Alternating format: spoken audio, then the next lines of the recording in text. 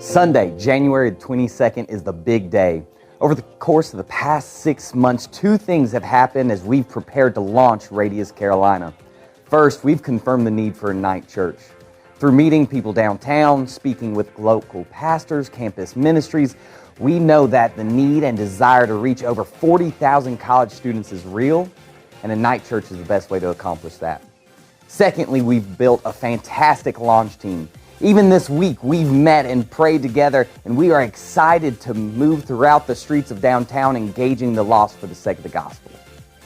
I'd ask you to join with us in prayer over two main points. Number one, we ask that doors would be open on college campuses across the Midlands, throughout Columbia, as we seek to engage students at USC, CIU, Midlands, and the rest of the colleges downtown. The story that you're writing of your people that you are calling to yourself. The second point would be that laborers would be raised up to join with us as we go throughout downtown Columbia.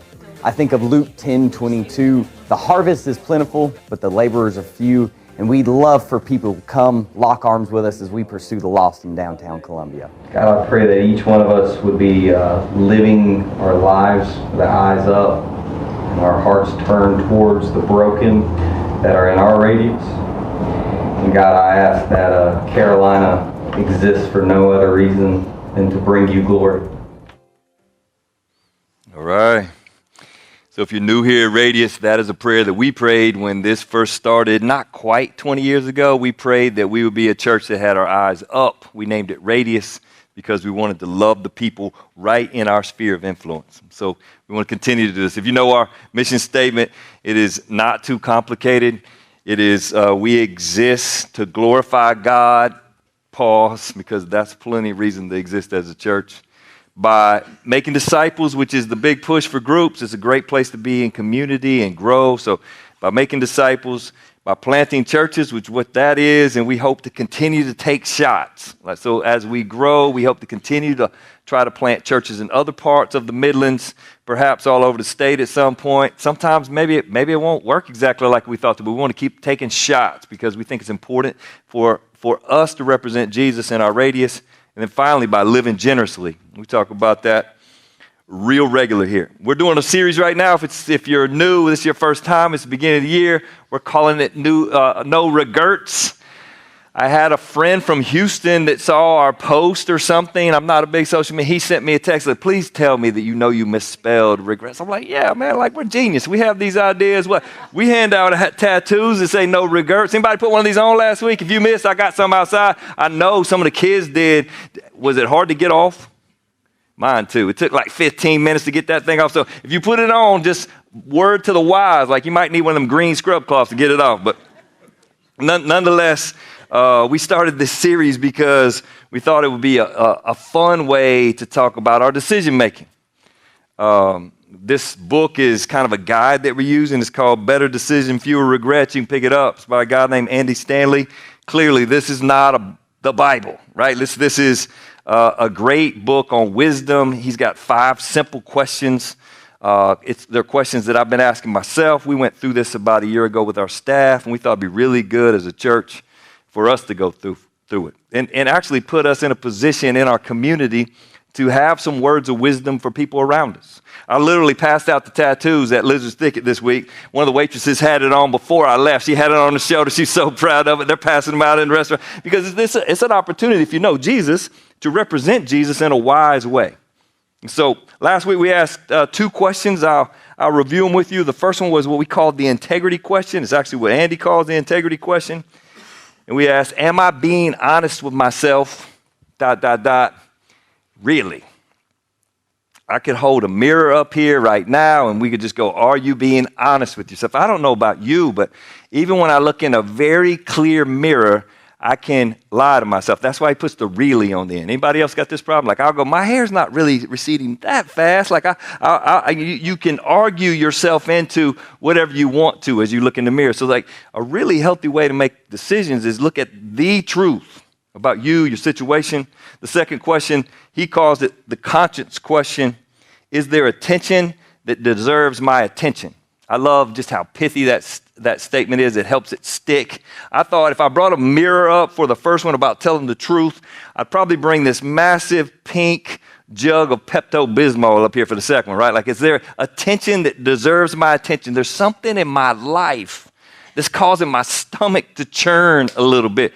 Some of y'all don't even know what Pepto-Bismol is, do you? Like, my age people, you know what I'm talking about? Like, they got the tablets. You can, anyway, like, it's for your stomach. Yes, that's what it is. The pink stuff. You're exactly right. The pink stuff's nasty, isn't it? It works, though. Anyway, the idea is, like, all of us have some tension in our lives. And some of it is caused by others, but sometimes there's this tension. We know about it. Like, we know there's a decision that needs to be made. What is it? And should you make it? The question this week, he actually calls the maturity question, which I like. He says, what is the wise thing to do? And I like that he calls it the maturity question, because when I read what is the wise thing to do, I think, what will my dad do? I grew up in a home with a wise man, and so a lot of times when I have a decision, I try to go to him. And Dad's, just a note, he rarely answered me directly. Instead, he would try to teach me how to think. And so he would argue like both sides, like new car or used car, and he'd argue both sides. I'm like, Dad, just tell me which one to buy. Like, give me. He didn't want to do that. He wanted to teach me how to be wise. I realized that everybody in the room didn't grow up in a home like that. And so, man, just right out of the gate, let's just call that what it is. So it'd be cool if you met an older lady or older man that could be a mentor, somebody that is wise, that you could pick their brain on occasion so that you could learn to be wise. Because folks have been down the road a little bit. They've made a bunch of mistakes. They've made some bad decisions, and they could tell you which ones not to make. They've also seen a bunch of other folks make good and bad decisions, so they have this wisdom to give. And it is a gift. Some of you grew up in a home like mine, and we have been given this great gift. And maybe you sit here this morning and you go, well, I squandered it because I've made 1,000 bad decisions.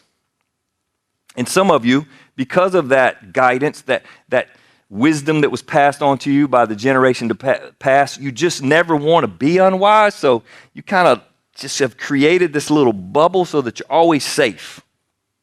That concerns me. It concerns me because it seems like if we were trusted with wisdom, like if we were taught wisdom from the folks before, we ought to be in a position where we give it away, that we'd be in it. We probably wouldn't be in such a safe environment because we want to give it to others. I recognize that maybe more than half the room has not seen a lot of wisdom in your life. Perhaps your parents weren't wise. The adults around you weren't wise when you were growing up, which put you around friends that weren't wise. And you have a stack of regrets because of decisions, because of that environment. It's interesting, like our world is getting less and less wise, right? Like if you turn on the radio, I actually Googled country songs about regrets. Guess what happens? They list 3, and then there's like a little button, and they're like infinity, right? Like it must be like what you have to be. It's what like every country song is about, your regrets. And so I decided, let me try pop. Let me pop songs about regrets. Same thing, 3 songs and then infinity. All these songs, because we share that in humanity. We all have regrets. As a matter of fact, somewhere down on there, Eminem has a song about no regrets. And so I pushed it. You probably don't want to listen to it, kids. All right, so, like, I pushed it and I listened to it. I'm like, this dude's so mad about all the mistakes that he makes. He's saying he has no regrets. He's yelling the whole time, but trying to argue himself out of all of his mistakes. Me and Eminem, we didn't have a talk. Anyway, he needs to ask this question. What's the wise thing to do? The Bible gives us 5 books out of the 66. They're all about wisdom. Job, Psalms, Proverbs, Ecclesiastes, and Song of Solomon. Matter of fact, if you open up your Bible right to the middle, you're probably going to land in the book of Psalms or Proverbs. Right there in the middle, God gives us these 5 books so that we could be wise. As a matter of fact, if you're in your 20s, I did this on a regular basis. I would take every day of the month. There's 31 books in Proverbs, and I'd read the whole chapter, today's the 15th, so I'd read chapter 15, and I'd write down one proverb out of this list of proverbs, and I'd just kind of stew on it for today because I wanted to be wise. And here's this book giving me a gift. If you didn't get it as a child, if this is you're just here with, like, you're going, I got so many regrets, it's discouraging, this is your opportunity to stop and slow down and think about how to be wise going forward. So the Bible in Ephesians chapter 5 addresses wisdom and does it very directly. Paul writes this: so be careful how you live. Don't live like fools, but be like those who are wise. Make the most of every top opportunity in these evil days. Don't act thoughtlessly, but understand what the Lord wants you to do. That's not too complex, right? Sometimes you pick up the Bible and it just seems like Greek or Hebrew, right? That's what it was. It's not a joke. It was Greek or Hebrew. It's been translated. Anyway, long story, but it's actually in English. It's been translated. So we're reading it, and this is about as clear as you possibly be. So be careful how you live. Don't live like fools, but like those who are wise. Make the most of every opportunity in these evil days. Don't act thoughtlessly, but understand what the Lord wants you to do. Be careful how you live. I double underlined live. It seems like sometimes when we talk about stuff like this, we emphasize careful. Matter of fact, if you want to annoy me, and I didn't mean to offend a few people last service, but when I'm walking out the door, please don't say be safe. Drives me nuts. I'm not that boring. Like, I'm not that uncoordinated. I'm not going to trip over the curb. Well, I'm not going to fall down on my face in the parking lot. Why are you saying be safe to me? It seems like in the suburbs, that's all we do is we say be safe. Be safe. Hey, be safe. Like, I think with this passage, he's not saying, sometimes we say be safe so much so that we can't live. We're so afraid of getting hurt or losing something that we don't actually have anything. The passage is actually saying be aware. Be aware of your surroundings. You're going to make some bad decisions. So then make some good decisions after the bad decisions. Be aware of what's going on. Anybody watch the Jags last night? Trevor Lawrence made like 4 really bad decisions in the first half, right? But then he made some really good decisions in the second half, right? And kicked the field goal at the end. Anybody stay up?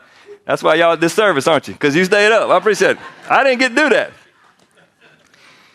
And that's kind of how life goes. So when he says be careful how you live, we're actually doing something. We need wisdom because we're in it, not because we want to hide from it. So I started with my kids when they leave the house. I would say be wise. And they knew what I meant. I knew what they were about to go see or be around or be close to. I wanted them to be wise in that moment. I wanted them to make a decision like I would, because in the passage he says, don't live like, what? Fools. If they sat at the dinner table for me long enough, I illustrated a number of situations where fools were act like, so it was clear who the fools were, but be like those who are wise. Wanted them to act wise in that moment. That means if you want to be wise in this room, you have to read from wise people and see what they have to say, right? Like, there's not a whole lot on social media pushing things that are wise. You got to offset that with some wisdom reading. You got to watch some people that are wise, and it creates humility inside of you because we know our bad decisions when we compare it to wisdom. I like the way the passage, he says, be careful how you live, and careful gets a lot more understanding later in this little simple passage when he says, in these evil days. So it's not a neutral society. The society is not for you, right? It's against you. It's actually out to get you in some ways. So he says, be wise in the middle of it. Learn how to navigate these, quote, evil days. Tomorrow's, we celebrate Martin Luther King. 1958, he was at a book signing and he got stabbed right in the chest by a lady in the line with a 7-inch paper like opener, like an envelope opener, letter opener. And I am so glad that people didn't convince him to be safe. Instead, he was wise. And they got more meticulous about security around him. He was just 32. Things were just starting to happen. He was trying to figure it out.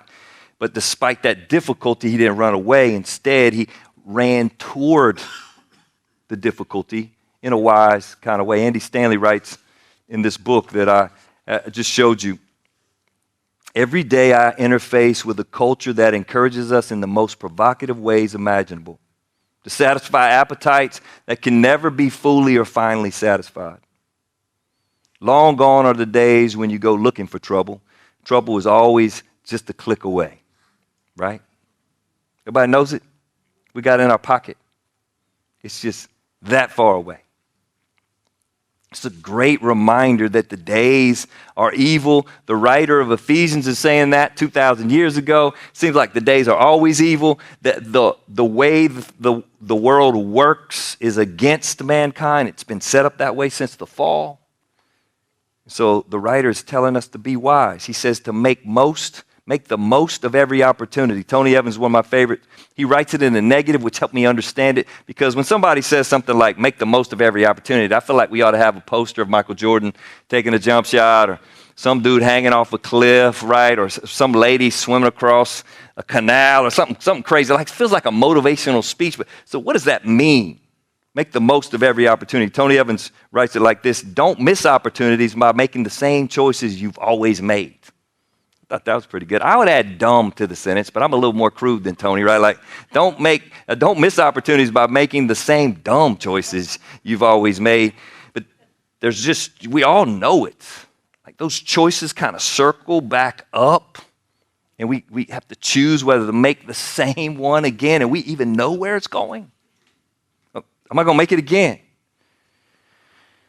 The word wasted kind of came to my mind as I was going through this. It's a word we use, like if we abuse something, like taking it in through our mouth or through our, whatever part of it, like don't get wasted.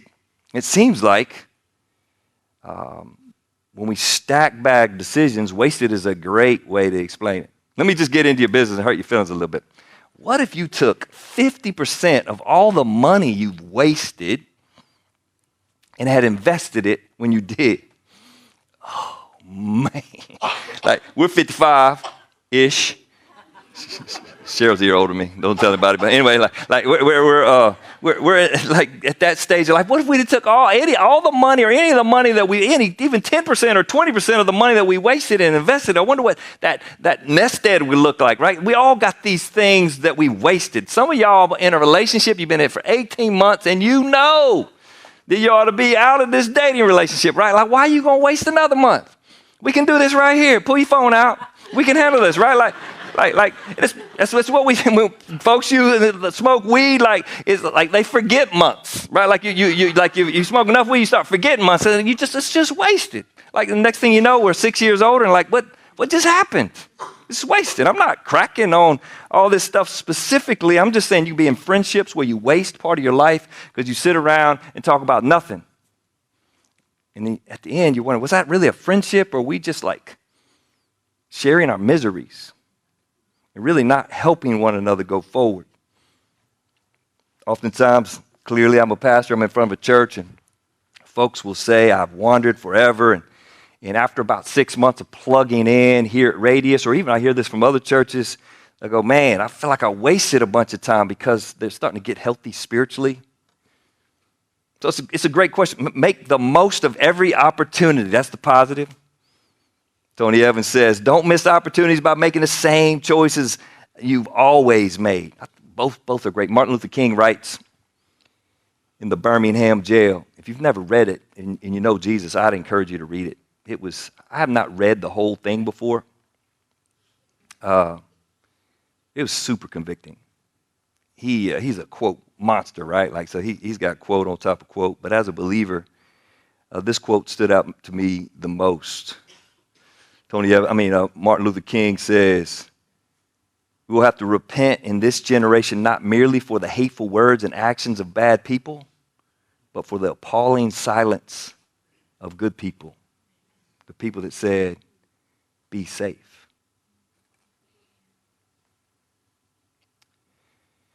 Paul writes in the passage, and I think it brings all this to to a culmination, he says, understand what the Lord wants you to do. He takes it from just wisdom, and he takes it to a much higher level. He includes God. He says, understand what the Lord wants you to do. The boomers in the room, you guys know, like the generation before you, they always said, Lord willing. They say, I'm going to Publix, Lord willing, at the end of the statement, right? Like it ended up being almost like this superstitious thing you got to say because you might crash on the way to the Publix. Everybody, boomers, you agree with me? Yeah, I know, I'm almost a boomer. That's the way that went. And then some folks said it like, I don't know, it just became cliche. It just became a part of their language. And then sometimes it's just really the right thing to say because God's sovereign. And we should say, if the Lord wills. It shows our humility and his greatness. So it works when it's not superstitious. That's not what he's talking about here. In this passage, he says, he's actually saying, don't act thoughtlessly, but understand what the Lord wants you to do. It's almost as if you already know. Like it's already in there. You need to face up to what you have known all along you ought to do. So if you don't know what the Lord wills, then certainly be a good thing to start reading the Bible, and we can help you with that. Some here, coming to church is a great thing where you get to hear people talk about the Bible. Being in a group is great because you get to have relationships which point you to God. But for many of us, we're sitting in this room right now, we have stuff inside us we already know. And he's saying, understand. So that word understand seems to be identify and do something with what's already in there.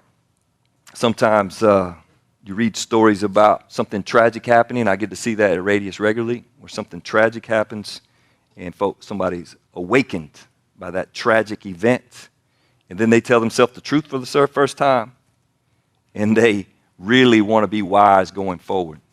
We have guys and ladies serve papers, which would indicate the marriage is over. And all of a sudden, it's on. It'd be really cool if we could ask this question before we get there. What's the wise thing to do? We have kids checked into rehab on a fairly regular basis here. It'd be really cool if we could ask that question before we get there. DUI, bankruptcy. Bob Buford writes a book called Halftime. Very wealthy man. He's passed now. His 20-year-old son drowned in a river when he was in his 50s, when Bob was in his 50s. And he writes this book about that moment, that tragic moment, awakening him to the fact that he was wasting his life. So he reoriented all of his resources. He started this organization called Leadership Network, which I benefited from and others have. We don't want to get there. So let's ask that question together today. Everybody in this room's got some regrets. So it's a great moment for us to pause and go, like, what are they? I want to understand what I want to do, so I'll do it. As a parent, we all have regrets, right? You look around the room real quick, we all got them. I certainly have mine. One of the ones that stood out as I was writing this down, I just did a really poor job handling technology. Things were changing fast. When my kids were teenagers, I could not figure it out on one hand, and on the other hand, Cheryl's telling me to my face with volume that I'm not leading our family very well with technology. My daughter, who I don't think she's in this service, to this day, she said, Dad, you shouldn't have let me have my cell phone in my room at night. I'm like, really? Like at the time, I was arguing with Cheryl that she could handle it. Am I right? Like, this is before pictures and all that stuff. She's just text going back and forth. It just wasn't good for people to have access to my daughter, even via text at night, by herself, all alone.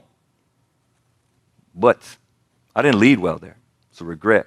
I bought a $100 some sort of computer and set it up in my house and gave all the kids access, but it was in a position where you couldn't see what was on the screen, so there was no accountability. It was a terrible decision.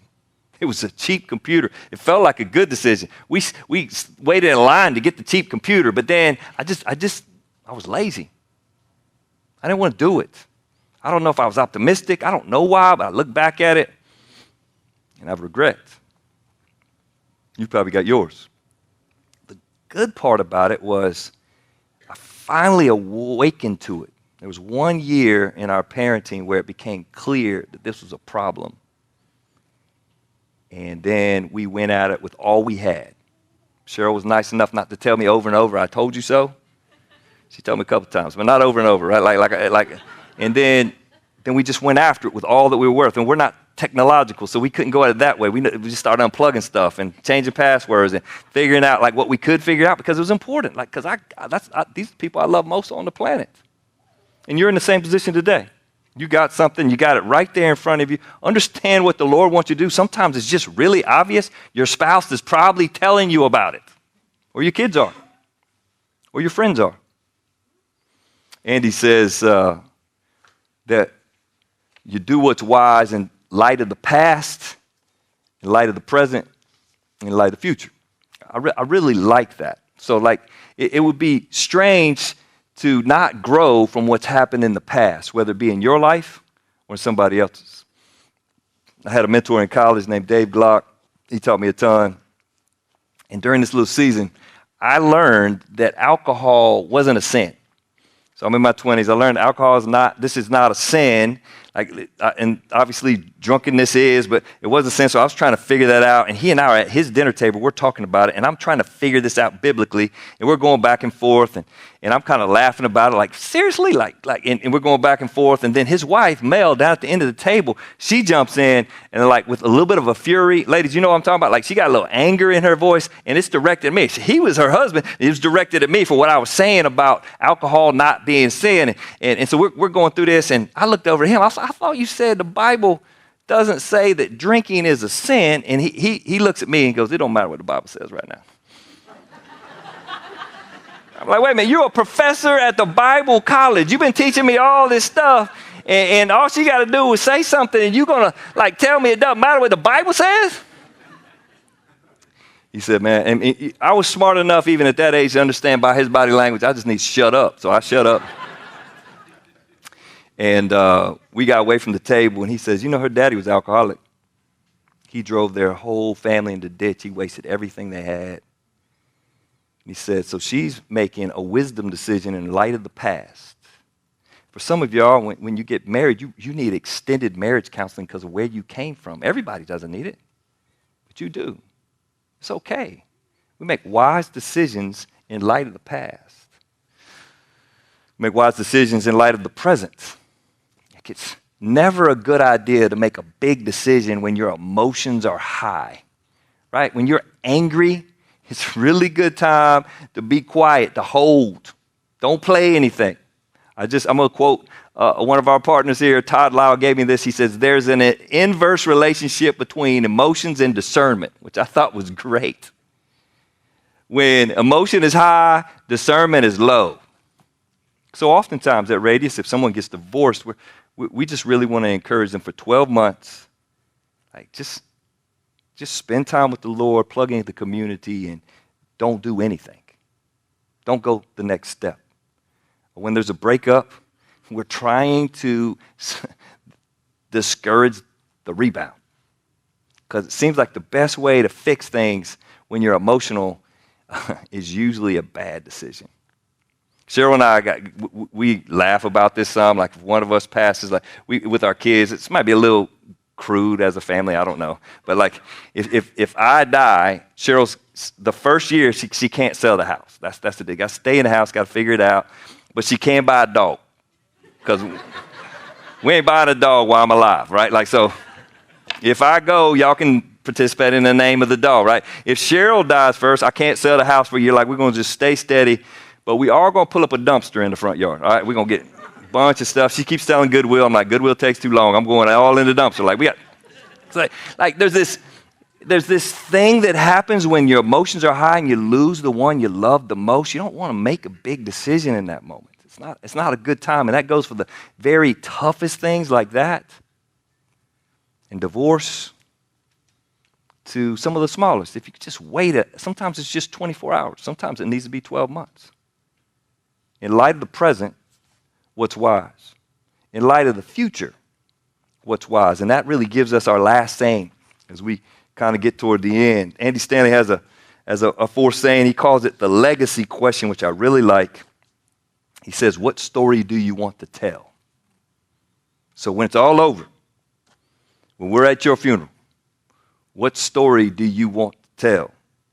I had a mentor in college who was a great father. His name was Keith Leverance. I would go to his house on occasion and watch him parent, watch how he loved his kids, disciplined his kids.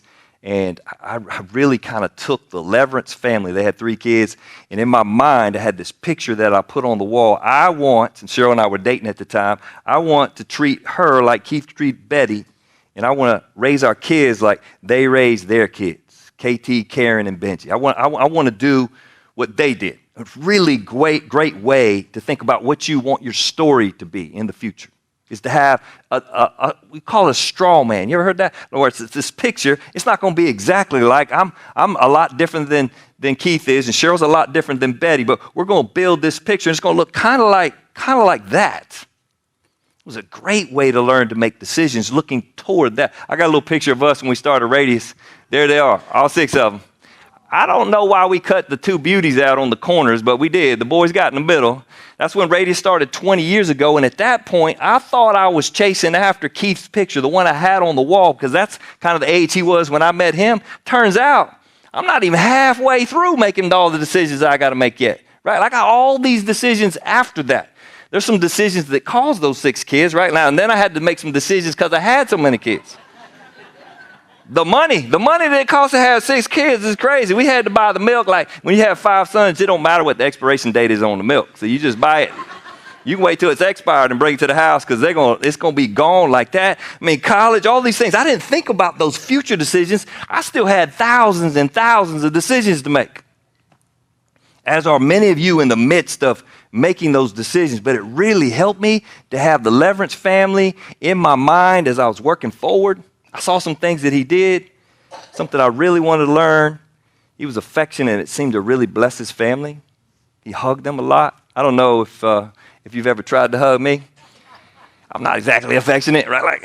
Like something like that. That's what I do. Keith hugged his kids, so at least for the first 10 years of my kids, I got awkward when they turned into teens, but I wanted to be affectionate. He taught his kids the Bible in the house. And not like classroom. It was just a part of the regular conversation. It happened at the table. He had them in a really healthy church. That was a big part of his parenting. That was a part of what they talked about at the dinner table. I wanted to do that. As I watched and looked at their picture, I knew that if I allowed lying to become prominent in my house, it would undermine something that I had there. So my kids still flinch if they hear somebody lie. They're like, ooh, is Dad around? Because it felt to me like somebody's taking a shot at that picture that I had on the wall. Somebody in our family directly rebelled to Cheryl. It felt to me like sometimes, Dad, you know what I'm talking about? Every once in a while, Cheryl say something like, I don't even know if that's right. But it felt like I better have her back. Anybody else do this? If you don't, you need to. All right, she's coaching up the kids, and I'm like, I don't even know if she did that right. But it felt like, for one, she's going to be here and they're going to leave. 2 is if I don't keep her in a position of authority, this thing's going to come unglued. I'm never going to get to where I want to go in that picture of my family. One of my sons is smart enough to Cheryl in the kitchen. I don't know, he's about 10. Good move to make as a dad is bump the door hard when you come in because it sounds a little violent. Sorry, not abusive by it, but just a little bump on the door. So I bumped the door, and he saw me. He didn't know I was in the house. His hands went straight up. It was just like a Western, like complete giving himself over to me, like, Dad, I'm sorry. Because he knew there's 2 things. You lie at the Reed's house, you directly rebel against your mama. It's on, because I'm fighting for something. I have a story that I want to tell. Keith taught me that was going to require a lot of prayer. So we've prayed a lot for our kids. We continue to pray for our kids very simply. But what I underestimated was the will that it would take. Man, when you're just starting out, whether it's with a family or with a business or whatever, it's hard to calculate how many bad decisions you're going to make. You just make hundreds of bad decisions. So the will to overcome those bad decisions by making good decisions is tremendous. Being a parent now for 31 years, wow, the willpower that it takes to stay in the game and keep fighting for it and fighting for it and fighting for it. It's intense. Jim Collins writes a book called Good to Great. We pulled from it last week. It's a book about companies that are good, that want to be great, and he kind of compares good companies to great companies. And one of the things that he observes is that every great company is led by a level 5 leader. So he compares 15 companies. He says this about a level 5 leader. A level 5 leader is a paradoxical blend of personal humility and professional will. Their ambition is first and foremost for the institution and not for themselves. That's a great line. Whether you're running a massive company or whether you're running your home or just some simple goals that you have in life. Those are a couple great ideas in there. Personal humility and professional will. Both 100% true of being a dad or a mom or on your job. Martin Luther King in 1963 gave his I Have a Dream speech. If you haven't listened to it, it's only like 5 minutes long. And if you're a preacher, it's just spellbinding. This guy's the way he can articulate things, the tone of his voice, the rhythm and the cadence and the way he speaks it's shocking. This time, as I read back through it to get ready for today, I've always heard it as the I Have a Dream speech. And then when you read the text, he actually says, I still have a dream. Just focused in on that word still, because at this point in his life, when he gives that speech, he's already suffered a good little bit. And African Americans across our country, though the Emancipation Proclamation had been signed 100 years prior, still did not have equality. So 100 years of history, and he stands up and says, I still have a dream. It encouraged me. Ought to encourage you. No matter where you came from, no matter what your past is, no matter what your parents are, no matter how much wasted this life has been to date, perhaps today you could say, I still have a dream. You can remember who you wanted to be, or who maybe deep inside this thing that's been stirring. What story do I want to tell? I could still leave a legacy. Martin Luther King says, I still have a dream. Now, when you listen to people, like we got a holiday after him tomorrow, for goodness sakes. He went to college when he was 15 years old. He was brilliant, right? He has PhD by the time he's 25. Most of this stuff was accomplished in 15 years of adult life. Most of all the stuff that we read and the stories that we hear about, he didn't make it to 40. Life was way too short. Seems like he's a special man. Obviously he is. He was like put on the planet in the United States for our country for such a time as this. So it kind of feels like that doesn't apply to me. Well, as I was thinking about him, I thought about another man I knew. His name was T. Michael Flowers. African-American man in Atlanta, a little bit older than Martin Luther King Jr. And in the 90s, I ended up in his church. They asked me to come speak. For those of y'all that are a minority, I understand only in moments where I'm in a room and Cheryl and I, as a young married couple, we're the only white folks in the room, and I speak, and I get to go back to the back, and I meet this guy named T. Michael Flowers. He's in his 70s, incredibly humble, and yet kind of got this little bit of a swagger to him. And I start picking up that like there's a lot of young leaders at this place, but they keep referring back to him. So I start picking and trying to figure out what his story is. It turns out this church I was speaking at was his 9th church plant. Though he was average in many ways, he had decided, and the Lord had convicted him, that there needed to be some healthy churches in the South, led by young black men and women. And he started establishing. First one was in Charleston, if I remember right, and he comes across kind of the southeast to Atlanta, and he plants these 9 churches. He just really kind of grinded.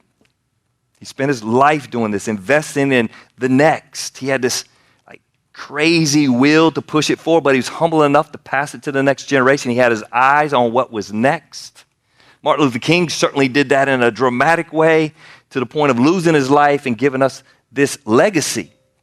Right? Our nation has a legacy from Martin Luther King. T. Michael Flowers was just this little group of churches that he blessed with his life. And you know what? He didn't know this. I didn't know him well, but I took his picture and added it to my wall. It struck me that I want to do that. I want to bless my generation at the time. with healthy churches where they could belong. And sure enough, I show up in Lexington, and Lynn Kesey, I met him very early. He was dreaming of a church that planted churches. And so we partnered in this thing called Radius. Salim Khalil, if you don't know him, he goes to Radius Southside. He believed in the priesthood of all believers. He thought everybody ought to play a role. As a matter of fact, it was up to Salim. We wouldn't have our name on the building because he wants it to be about us. He didn't want people to, like, Salim, people got to know where we are, man. But he was so passionate about us handling our own business in our own Radius. Chris Seavey, who's been a part of this place for a long time, he loved Lexington. That's why we're here. He loved Lexington. Kirkland was a part of that group. He loved marriages.